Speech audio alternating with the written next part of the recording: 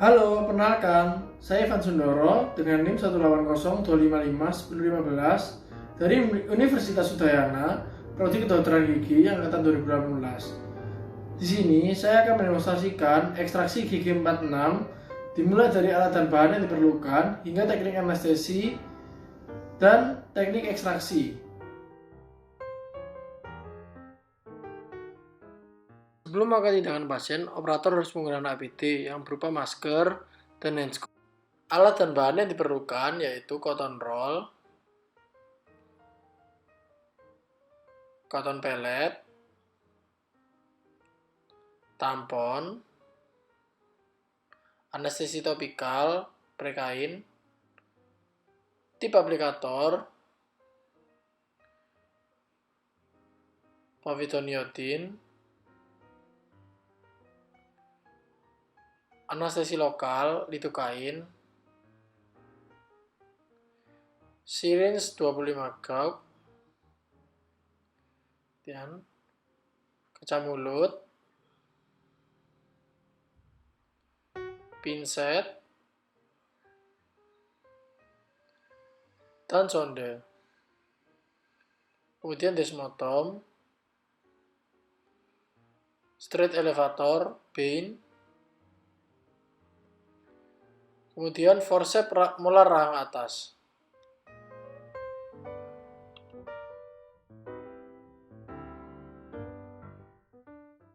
Untuk rahang bawah, dental chair posisinya 110 derajat. Gigi oklusal rahang bawah sejajar dengan lantai dan posisikan setinggi dengan siku operator.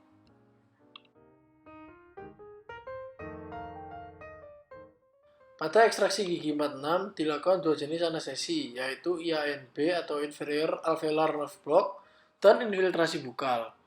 Untuk anestesi molar regio 4, posisi operator berada pada pukul 7-8.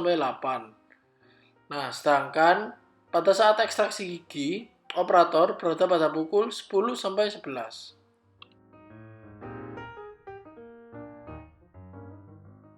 Buka disposable syringe dari pembungkusnya. Pastikan pembungkusnya masih tertutup dengan rapi dan belum ada robekan. Lalu, letakkan syringe di atas nirbecken. Ambil ampul anestesi. Sebelum meletakkan air ampul, pastikan seluruh cairan sudah berada di layar ampul. Apabila masih ada cairan, bisa diberikan ketukan kecil agar airnya berpindah ke bawah layar ampul. Kemudian patahkan ampul. Tangan kiri memegang ampul dan tangan kanan yang mematahkan air ampul. Kemudian buka penutup pada disposable syringe. Eratkan needle.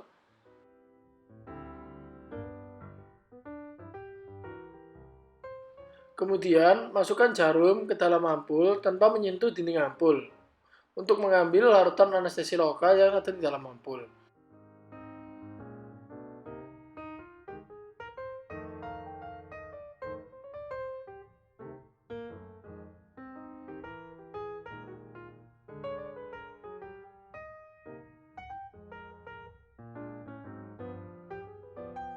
Kemudian, periksa apakah ada gelembung udara di dalam barel.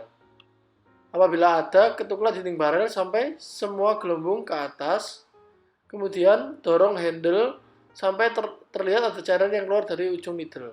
Setelah itu, pasang penutup jarum.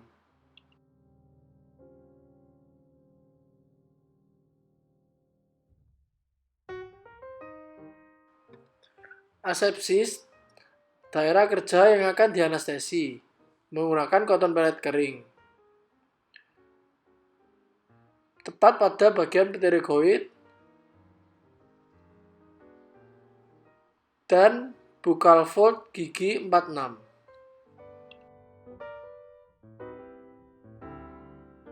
Kemudian, sterilisasi area yang sudah dikeringkan dengan cotton pellet yang sudah dibasahi dengan povidone iodine. Lakukan dengan gerakan memutar.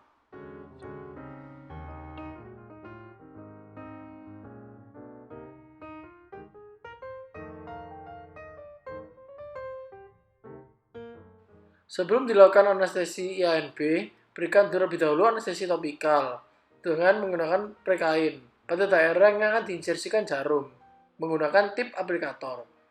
Tunggu anestesinya bekerja selama 2-3 menit yang nantinya ditandai dengan mukosa yang mengkerut atau shrinkage.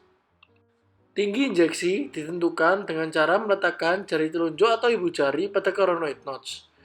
Kemudian, buat garis imajiner dari ujung jari pada coronoid notch ke bagian yang paling dalam dari pterygomandibular raphe. Nah, garis ini paralel dengan bidang oklusal gigi molar. Seringkali garis ini berada 6-10 mm di atas bidang oklusal. Jari yang berada pada coronoid notch menarik mukosa ke arah lateral agar trauma insersi jarum minimal dan juga berfungsi untuk memperjelas seperti pada gambar ini. Kemudian insersikan jarum pada titik 3/4 dari garis imajiner antara coronoid notch dan bagian pterygoid mandibular raphe yang terdalam. Tepat seperti pada gambar ini. Jarum diinsersikan dari premolar yang berseberangan dengan bevel menghadap ke tulang sampai jarum menyentuh tulang, kemudian tarik sedikit dan bawa syringe ke P yang bersejajaran. Insersikan jarum sampai setengah jarum, bawa kembali syringe ke P yang berseberangan. Insersikan jarum sampai mengenai tulang atau menyisakan 1-2 mm di mukosa. Yang bertujuan apabila jarum patah, jarum masih bisa diambil. Kemudian lakukan aspirasi. Apabila hasil negatif, deponir sebanyak 1 cc untuk nervus alveolaris inferior. Kemudian tarik keluar setengah jarum dan lakukan aspirasi. Apabila hasilnya negatif, deponirkan 0,5 cc untuk nervus lingualis. Kemudian keluarkan jarum dari mukosa.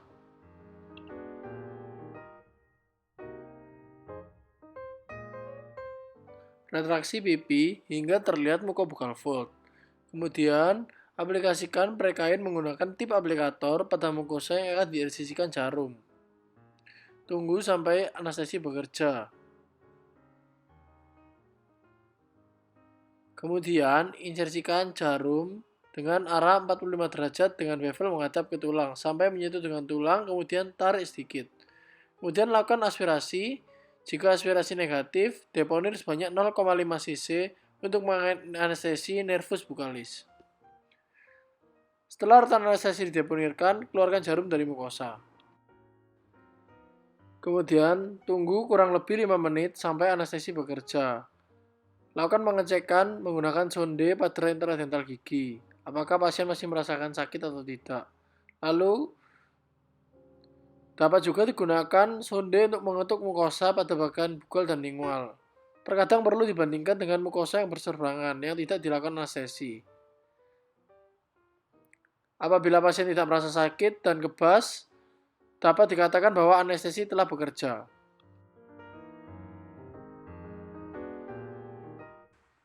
Gunakan kaca mulut untuk menarik mukosa bukal. Kemudian, ambil desmotom dan lakukan pemisahan jaringan lunak dari gigi. Dari arah mesial ke distal pada bagian bukal, kemudian lanjutkan pada bagian lingualnya.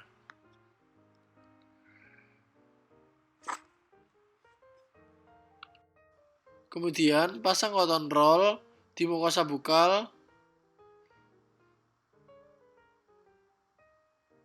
Juga lakukan fiksasi gigi dengan ibu jari di bagian lingual dan jari telunjuk pada bagian bukal.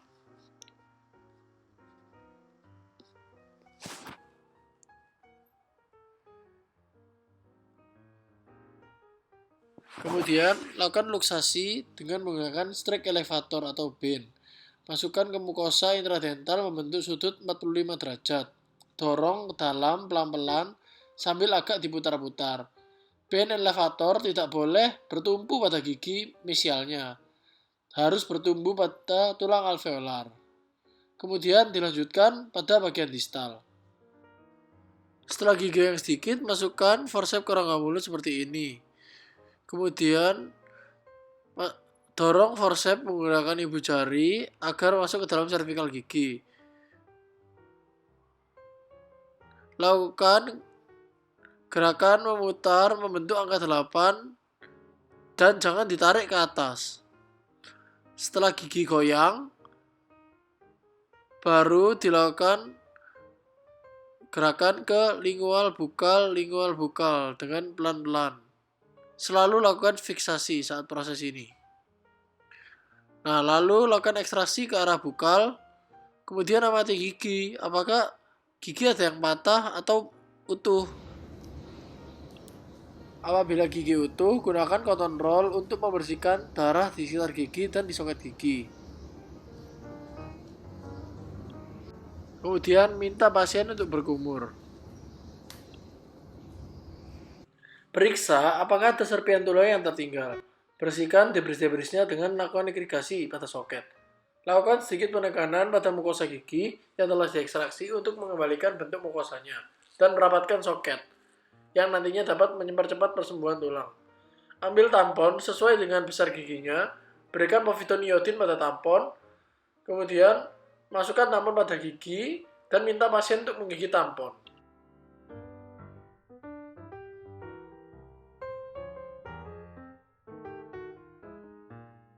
Operator perlu memberikan instruksi pasca ekstraksi kepada pasien. Berikut adalah hal penting yang perlu disampaikan operator kepada pasien pasca ekstraksi. Yang pertama, menggigit tampon kurang lebih 30-45 menit. Jika sudah penuh darah, dapat diganti dengan yang baru. Kedua, mengonsumsi makanan yang lunak, dingin untuk mempercepat proses penyembuhan. Ketiga, hindari sering meludah dan membersihkan darah bekas pencabutan, agar tidak menghilangkan blood clot yang dapat berperan dalam penyembuhan luka pasca ekstraksi. Yang keempat, jangan memainkan dan menghisap daerah bekas pencabutan karena dapat memperlambat proses pembekuan darah. Yang kelima, mengunyah menggunakan sisi yang berlawanan. Hindari mengunyah pada area bekas pencabutan. Keenam, hindari penggunaan sedotan karena akan meningkatkan tekanan di daerah yang dilakukan pencabutan dan dapat juga menimbulkan nyeri. Yang ketujuh, dilarang merokok 1-2 hari setelah ekstraksi.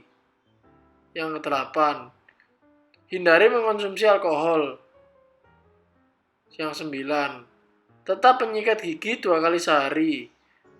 Namun, hindari daerah bekas pencabutan.